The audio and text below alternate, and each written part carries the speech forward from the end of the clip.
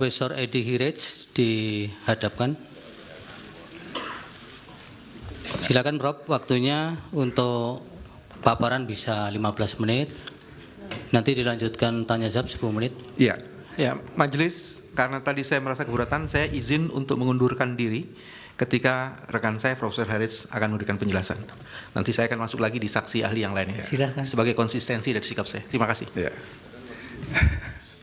Majelis yang mulia, saya kira sebelum Saudara Bambang Wijayanto meninggalkan tempat. Sudah nggak apa-apa Pak Edi, itu kan haknya beliau juga. Ya, saya kira saya berhak untuk tidak terjadi karakter assassination karena begitu dikatakan oleh Saudara Bambang hari ini pemberitaan dengan seketika mempersoalkan keberadaan saya.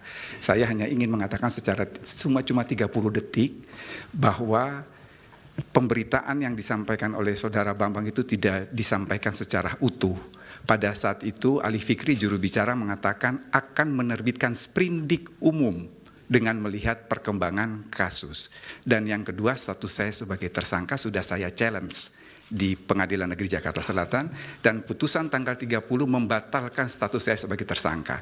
Jadi saya berbeda dengan Saudara Bambang Wijayanto yang ketika ditetapkan sebagai tersangka, dia tidak men-challenge tapi mengharapkan balas kasihannya Jaksa Agung untuk memberikan deponer. Terima kasih. Majelis Mahkamah Konstitusi yang saya muliakan, para kuasa hukum paslon 01 dan paslon 03. Pak Edi, ini Prof, izin dari kampusnya belum ada ya? Kami tidak mengajukan izin, jadi memang langsung ke sini. Surat tugas kalau Ya. ingin ya sudah, nanti keterangannya kami yang menilai karena ini bagian dari kelengkapan formal. Ya, ya. baik. Ya. Silakan, waktunya diperhatikan. Terima kasih Yang Mulia, karena singkatnya waktu, saya tidak akan membacakan secara detail, tetapi pada dasarnya ada 4 isu yang akan kami jelaskan di sini. Yang pertama adalah mengenai kewenangan Mahkamah Konstitusi. Saya kira Bapak Ibu yang mulia, separuh dari hakim yang mengadili saat ini adalah juga hakim yang mengadili pada tahun 2019, dan saya konsisten tidak pernah merubah pendapat saya bahwa yang menjadi kewenangan Mahkamah Konstitusi hanyalah sebatas hasil perhitungan suara. Tidak lain dan tidak bukan, karena kita melakukan interpretasi gramatikal sistematis baik terhadap pasal 24C maupun pasal 74 dan pasal 75 Undang-Undang Mahkamah Konstitusi. Terhadap isu yang pertama ini, saya ingin mengajukan 2 postulat. Yang pertama adalah primo execuenda est verbis vis nes ceremoni visto obituratur oratio si felix sine argumentis, yang berarti perkataan adalah hal pertama yang diperiksa untuk mencegah adanya kesalahan pengertian atau kekeliruan dalam menemukan hukum. Artinya apa yang terdapat dalam pasal 24C dan Yunto pasal 74, pasal 75 tidak ada interpretasi lain. Apa yang terdapat di dalam fundamentum petendi, baik oleh kuasa hukum paslon 01 maupun kuasa hukum paslon 03, sesungguhnya mempersoalkan hal-hal yang bukan menjadi kewenangan Mahkamah Konstitusi. Artinya, kalau Mahkamah Konstitusi ini diminta untuk mengadili sesuatu yang di luar kewenangannya, sesungguhnya kuasa hukum paslon 01 dan kuasa hukum paslon 03 memaksa Mahkamah untuk melanggar apa yang kita sebut sebagai juridikitas beginsel atau asas juridikitas, yang berarti bahwa Mahkamah atau pengadilan tidak boleh memutus sesuatu yang berada di luar kewenangannya. Mahkamah Konstitusi yang mulia, isu kedua yang akan kami terangkan adalah mengenai keabsahan pasangan calon presiden wakil presiden Prabowo Subianto dan Gibran Rakabuming Raka, yang juga menjadi dalil dari kuasa hukum paslon 01 dan paslon 03. Terhadap hal ini ada 4 catatan ahli. Pertama, masalah keabsahan tersebut adalah sengketa proses dan bukan merupakan kewenangan MK. Seyogyanya ketika KPU mengeluarkan keputusan terkait pasangan calon, Prabowo Subianto dan Gibran Rakabuming Raka, maka pasangan calon presiden dan wakil presiden yang berkeberatan terhadap keabsahan tersebut seharusnya mengajukan gugatan ke PT UN. Ketika ini tidak dilakukan, berarti pasangan 01 maupun 03 telah melakukan apa yang kita sebut dengan istilah reverse-working atau melepaskan haknya. Yang kedua, secara de facto pada masa kampanye saat debat presiden dan wakil presiden, hal ini tidak pernah dipersoalkan. Artinya ada pengakuan secara diam-diam. Yang ketiga, masalah yang terkait batas usia. Menurut pendapat kami, KPU hanya melaksanakan putusan MK, sehingga semestinya terkait masalah batas usia ini tidak dipersoalkan kepada KPU, tetapi kepada Mahkamah Konstitusi. Dan yang terakhir, putusan MK dalam perkara Aquo yang saat itu juga berlaku mempunyai kekuatan yang sama dengan undang-undang. Di sini tentunya berlaku asas preferensi umum, yang itu kita dapat pada semester 1 di Fakultas Hukum dimanapun di dunia ini, yaitu lex superior derogat legi inferior, bahwa peraturan yang lebih rendah tidak boleh bertentangan dengan peraturan yang lebih tinggi. Bahwa seketika pada saat suatu putusan MK itu berlaku seketika itu juga, dan ada peraturan di bawahnya yang bertentangan dengan peraturan yang lebih tinggi, maka sesungguhnya sifat dari peraturan yang di bawahnya itu bukanlah vernichtbar, bukannya dapat dimintakan pembatalan, tetapi dia bersifat nichte atau batal demi hukum. Dengan demikian, dalil terkait keabsahan paslon Prabowo Subianto dan Rakabuming Raka ini sebetulnya sudah close the case. Yang berikut, isu yang ketiga, Mahkamah yang kami muliakan dan hadirin yang kami hormati, ini adalah terkait beban pembuktian yang didalilkan oleh kuasa hukum paslon 03, bahwa kewajiban pembuktian tidak hanya dibebankan kepada pemohon, paslon 03 semata, tetapi juga kepada termohon, dalam hal ini adalah KPU. Kuasa hukum pemohon paslon 03 kemudian memberikan perbandingan dengan pembuktian yang terjadi di Uganda, Kenya, Malawi. Masih menurut kuasa hukum paslon 03, pembuktian awalnya adanya nepotisme akan dibuktikan oleh pemohon dan selanjutnya beban pembuktian berpindah kepada termohon untuk membuktikan tidak adanya nepotisme. Terhadap hal ini ada 4 tanggapan ahli. Pertama, Indonesia memiliki sistem hukum yang berbeda dengan Uganda, Kenya, Malawi, dan hampir seluruh negara di Afrika. Jadi kalau kita belajar mengenai sejarah dalam konteks teori hukum, di dunia ini ada 4 sistem hukum. Ada sistem hukum Islam, Anglo-Saxon system, Eropa Continental system, dan customary law system. Customary law system ini yang terdapat di Afrika atau sebagian besar negara di Afrika. Kalau di Asia itu diikuti oleh Cina dan Jepang. Ketika kita berbicara mengenai sistem hukum, maka tingkat komparasinya itu sangat rendah. Dengan demikian, kalau kita kembali kepada hukum positif Indonesia, sesungguhnya kita hanya mengenal 3 teori pembuktian yang menjadi bewijsgronden atau dasar pembuktian. Yang pertama itu adalah positif bewijsteorie atau teori pembuktian secara positif menurut undang-undang. Ini dipakai dalam perkara perdata. Di situ berlaku postulat actori incumbit probatio. Siapa yang mendalilkan, dialah yang wajib untuk membuktikan. Yang kedua adalah negatif bewijsteorie, yaitu teori pembuktian secara negatif menurut undang-undang. Di sini hakim memutus perkara berdasarkan alat bukti ditambah dengan keyakinan. Teori ini didasarkan pada postulat actori incumbit onus probante, actore non probante, reus absolvitur, bahwa pembuktian dibebankan kepada siapa yang menuntut. Ketika tidak bisa dibuktikan, maka tuntutan itu harus dibebaskan. Artinya yang dituntut itu harus dibebaskan. Yang ketiga yang kita kenal dengan istilah conviction ratione, yaitu keyakinan atas dasar rasionalitas. Itu dipakai di negara kita juga, tetapi dalam pemeriksaan acara cepat terhadap tindak pidana ringan termasuk perkara lalu lintas. Yang ketiga, permintaan kuasa hukum paslon 03 bahwa pembuktian awal adanya nepotisme akan dibuktikan oleh pemohon dan selanjutnya beban pembuktian berpindah kepada termohon untuk membuktikan tidak adanya nepotisme. Hal ini jelas bertentangan dengan beberapa prinsip fundamental dalam pembuktian. Et cumpatit probitio qui dicit non quid negat. Beban pembuktian ada pada orang yang menggugat, bukan yang tergugat. Affirmanti non negati incumbit probatio. Artinya pembuktian bersifat wajib bagi yang mengiyakan, bukan yang menyangkal. Reo negate, actori incumbit probatio. Artinya jika tergugat tidak mengakui gugatan, maka penggugat harus membuktikan. Yang keempat, ketika pembuktian itu diminta untuk dibebankan kepada termohon atau pihak terkait bahwa tidak melakukan sesuatu atau termasuk dalam konteks ini tidak melakukan nepotisme, ini pun bertentangan dengan asas negativa non sunt probanda, bahwa membuktikan sesuatu yang negatif itu adalah tidak mungkin. Dengan demikian, dalil yang berkaitan dengan beban pembuktian haruslah dikesampingkan karena merusak asas-asas dalam teori hukum dan sendi-sendi dasar dalam hukum pembuktian.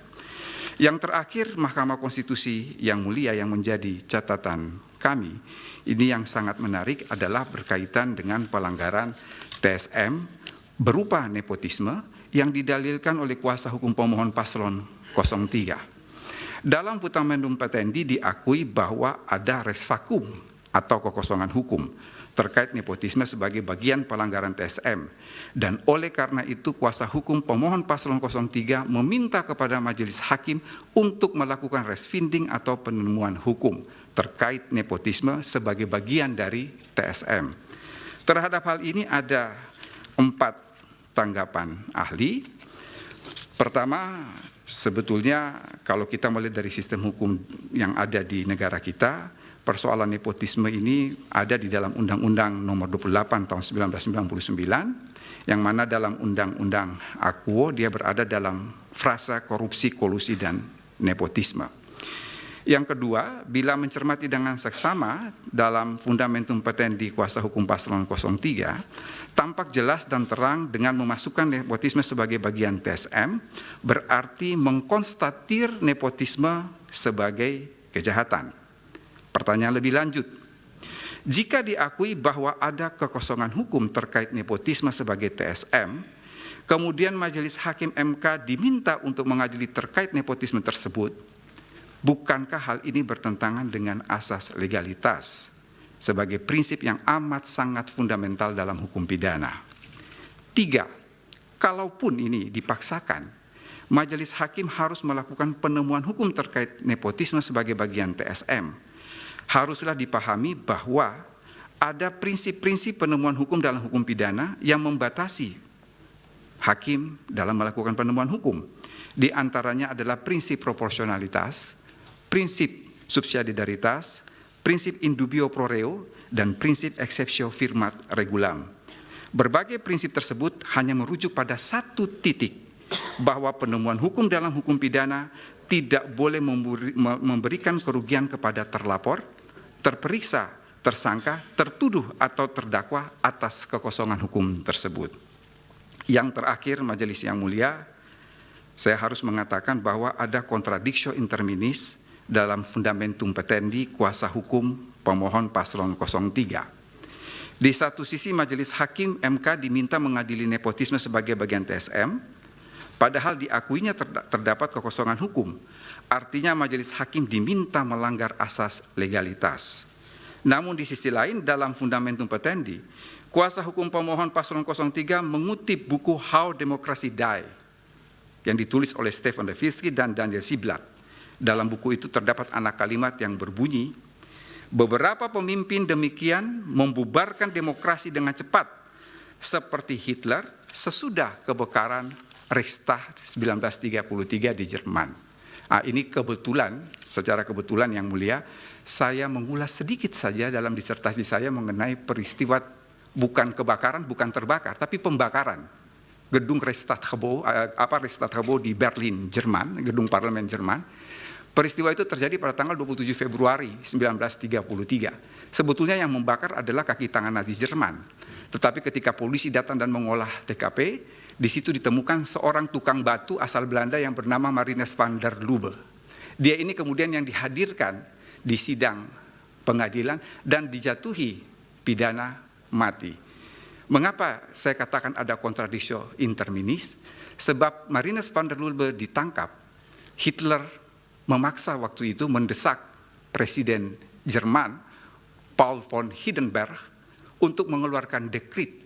Dekret itu dikeluarkan tanggal 23 Maret 1933 dan diberlakukan surut 31 Januari 1933 supaya bisa menjatuhkan pidana mati terhadap Marinus van der Rohe. Bahkan tidak hanya itu, Hitler memaksa pengadilan di Leipzig untuk melanggar asas legalitas. Ya, jadi udah di sini cukup.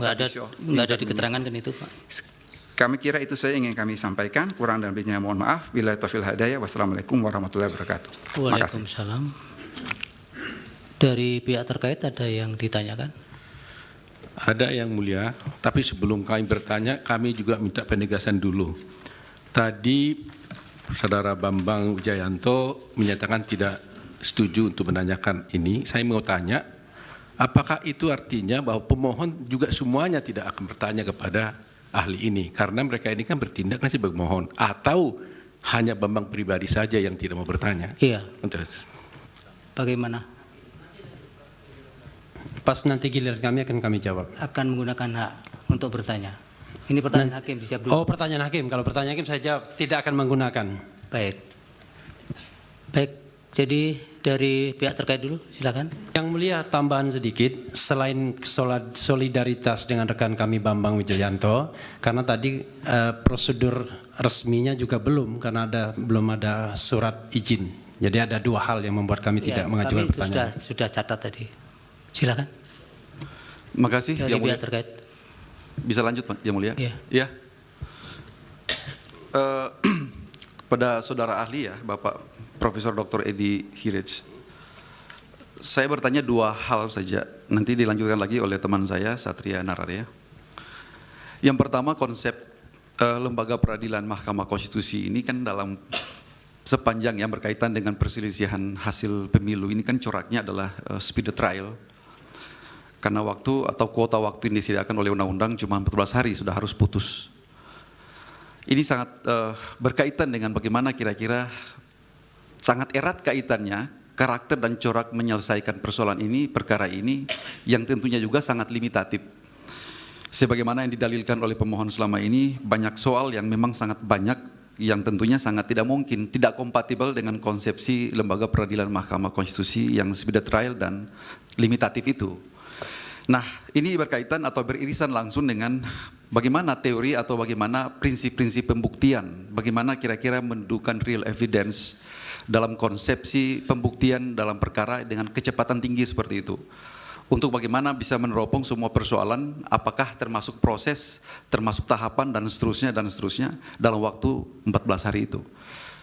Padahal pemahaman kami bahwa konsep itu bukan demikian, tetapi memang betul-betul hanya sebatas atau membatasi diri pada soal-soal yang berkaitan dengan hasil pemilu. Untuk konteks itu kami butuh saudara ahli bisa menjustifikasi dan bisa memberikan pendapat dan pandangannya secara teoritiknya seperti apa sebenarnya. Sehingga Mahkamah Konstitusi berangkat dari fitrahnya untuk menyelesaikan persoalan ini secara terbatas. Itu yang pertama. Tanpa harus mengabaikan prinsip-prinsip konstitusionalisme atau perlindungan terhadap hak asasi manusia. Yang kedua, tadi telah disampaikan ya, bagaimana semestinya sikap Mahkamah Konstitusi dalam menyikapi legal issue. Jadi salah satu isu penting yang kami underline dalam konteks ini adalah adanya satu vakum reh, semacam adanya kekosongan hukum versi pemohon gitu. Bagi kami tidak ada kekosongan hukum, tapi bagi pemohon kekosongan hukum. Nah, sepanjang terkait dengan isu ini, Mahkamah diminta untuk menyelesaikan soal-soal yang berkaitan dengan abuse of power atau KKN, yang seperti tadi diterangkan oleh saudara ahli, sebenarnya telah diatur juga secara terbatas dalam Undang-Undang 28 tahun 99 tentang penyelenggaraan negara yang bebas dari KKN. Ini sangat beririsan dengan soal kompetensi absolut daripada Mahkamah Konstitusi. Apakah perkara seperti itu atau dalil yang demikian ini bisa dianggap sebagai satu kekosongan hukum, ataukah mestinya harus didorong, Mahkamah harus mendorong persoalan ini untuk diselesaikan di lembaga peradilan konvensional yang lain, seperti di Pengadilan Tata Usaha Negara dan seterusnya. Bagaimana menurut ahli atas isu itu? Kami mohon pencerahan. Terima kasih, dilanjutkan oleh teman kami yang mulia. Silakan. Ya, terima kasih. melanjutkan pertanyaan dari rekan Bang Fahri mengenai nepotisme yang menurut hemat kami bukan merupakan suatu kebaruan. Mohon penjelasan ahli bagaimana memandang pengaturan mengenai nepotisme berdasarkan peraturan perundang-undangan yang ada di Indonesia, dan kemudian apakah bisa dikaitkan dengan petitum dari pihak pemohon untuk mendiskualifikasi calon pasangan presiden dan wakil presiden tertentu dalam konteks perselisihan hasil umum pemilihan presiden ini. Terima kasih. Baik, dari pemohon 1 tidak mengajukan pertanyaan. Pemohon 2.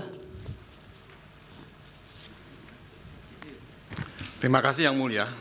Kami akan menggunakan kesempatan kami untuk mengajukan pertanyaan karena cukup banyak apa yang kami tulis dalam permohonan PHPU kami disebutkan oleh ahli. Silakan.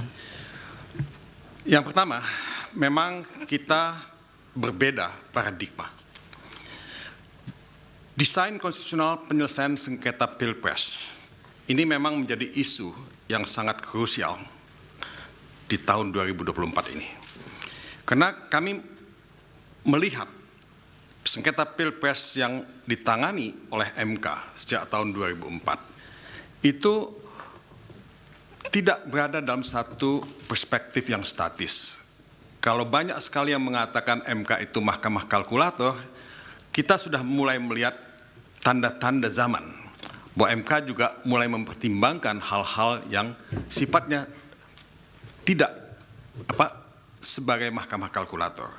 Nah, perbedaan paradigma ini saya kira sangat jelas, ya, karena kami tidak semata-mata bicara mengenai konstitusi, tapi kami bicara mengenai konstitusionalisme.